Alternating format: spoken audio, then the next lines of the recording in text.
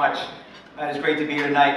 Again, just a huge round of applause for everybody that puts the amount of time and effort and logistics that goes into this. Howard and his team, the tremendous committee that we have. It's another big round of applause for all of them.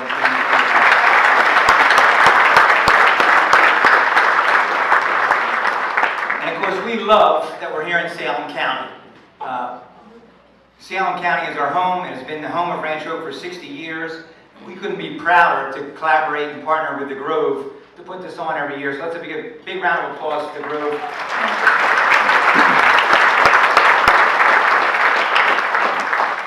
And as you can hear, I hope my voice is going to make it through the next 7 minutes of what I have to say here tonight. But it is just an honor and a privilege to be with you here tonight. I want to share a preview to a story with you tonight. And most of you have heard or you've read the story. If you haven't read the story, there are books for sale right out on the book. No, I'm just kidding. But I never get tired of telling this story. It was back in 1959 when a then 24-year-old pastor at Hancock's Bridge United Methodist Church came to his 24-year-old spouse and said that God had laid a new calling on his life. I want us all to push pause for a couple seconds here, and I want you to think back to when you were 24 years of age, where you were and what you were doing at 24 years of age. Now that's easy for my son, because he is 24 years of age. And by the way, that one credit card, Jillian Bailey's, that's my daughter's. So ring it up, ring it up.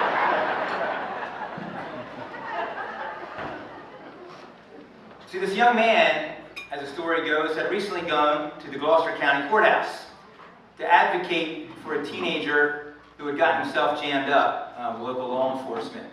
And he'd gone there to advocate for this young man.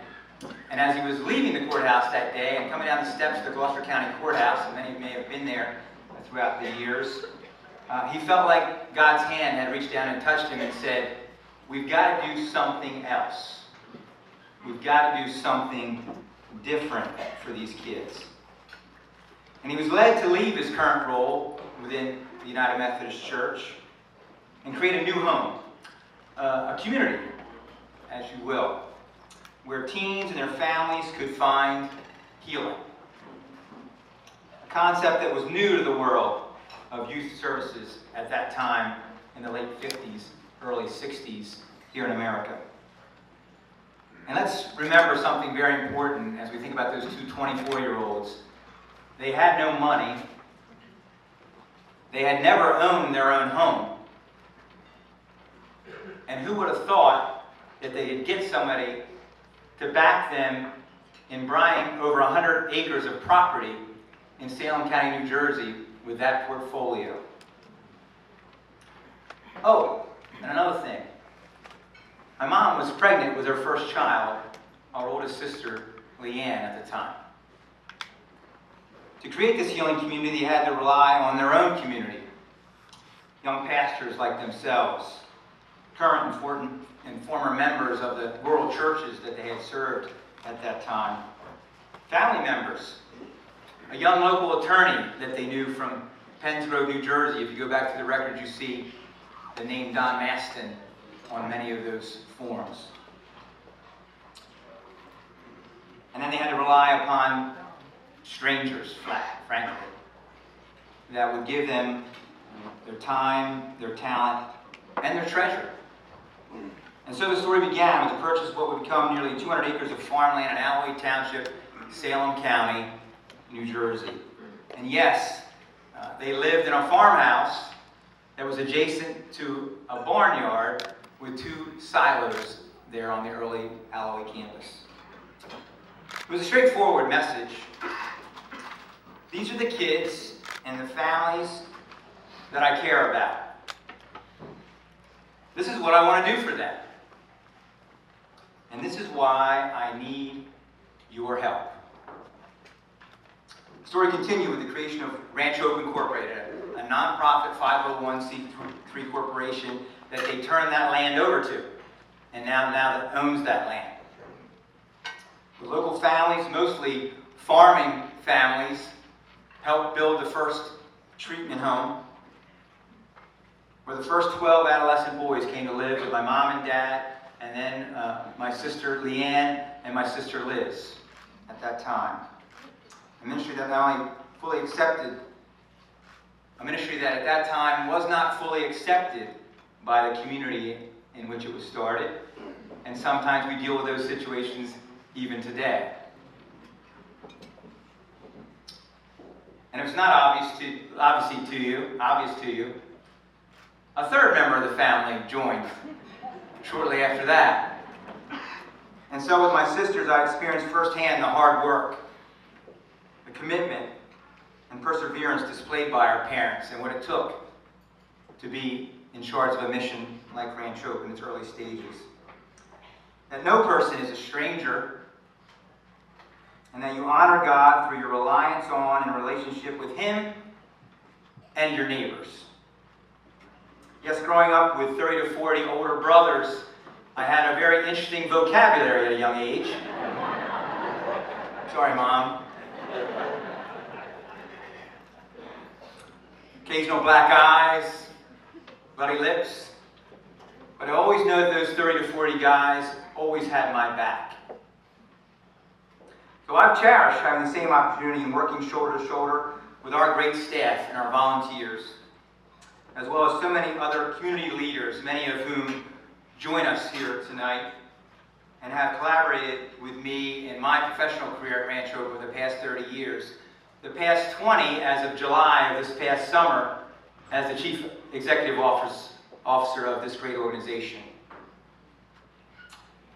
While the story included more homes being built, and a private school, a cafeteria, a gymnasium, a chapel where the barn once stood, thousands of youth being served, thousands more individuals being employed, given a chance to further their careers, support their families, as well as the economic impact that an organization like Ranch Hope makes locally and throughout the Tri-County region.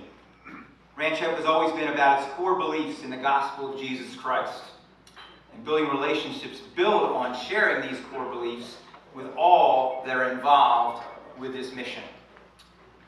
This is due in no small part to our entrepreneurial culture, with a focus always on keeping the mission the priority. Recruiting diverse, talented, committed professionals, and having a steadfast faith that God would lead, guide, and protect. I said that when I began this story that this was a preview. As the story continues with Ranch Hope transforming lives through an integrated approach providing inpatient and educational services, supportive housing, community-led after-school programs, summer camps and initiatives to empower youth through social emotional learning and career development and exploration. As we look around this room tonight, we can see not only examples of the first 60 years of this ministry, the alumni, the volunteers, the individuals, the corporations, other nonprofit and government entities who have collaborated with us and supported this mission, but we also see the future as well. Our strategic-minded board of directors not only govern this organization, but help our leadership team shape Ranch Hope's future impact on mental health, violence prevention, food scarcity, and workforce development. All pieces of the puzzle that impact the overall health of our communities here in New Jersey and beyond. That was a little foreshadowing there, folks. So stay tuned, stay involved, and be a part of this ongoing story. Your presence here tonight not only honors the first 60 years of the Ranch Hope ministry, but it tells all of the members of our community, our youth, our staff, our volunteers, and our supporters, that they matter and are to be celebrated. These are the kids and the families that we care about. This is what we want to do for them. And this is why we need you to help. Thank you, and keep having expectation of success. You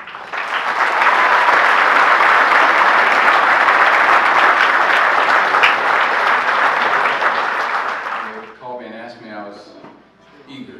Thank you very much for asking me.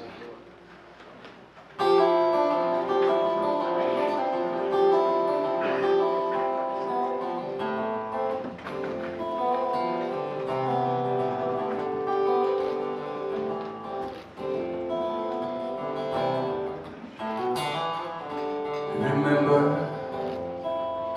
the day I turned to you and said I didn't like the way I was looking at you.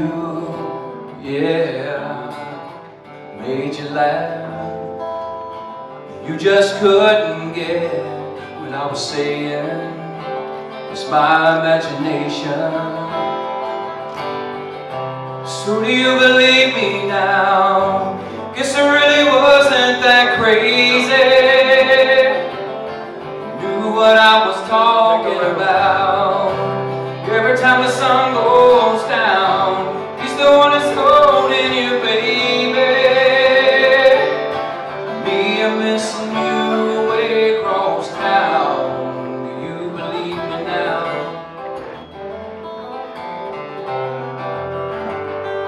I keep kicking myself being the one foolish enough, giving him the chance to step in my shoes. Oh, he was biding his time. When he saw our love was having a moment of weakness, he was there between us. So do you believe me now? Guess I really wasn't that crazy. What I was talking about. Every time the sun goes down, he's the one that's holding you, baby. Me, I'm missing you way across town. Do you believe me now? Oh, I bet now you see the light. What's the use in being right? I'm the only one tonight, yeah. So do you believe me now? Guess I really wasn't that crazy. I knew what I was talking about. Every time the sun goes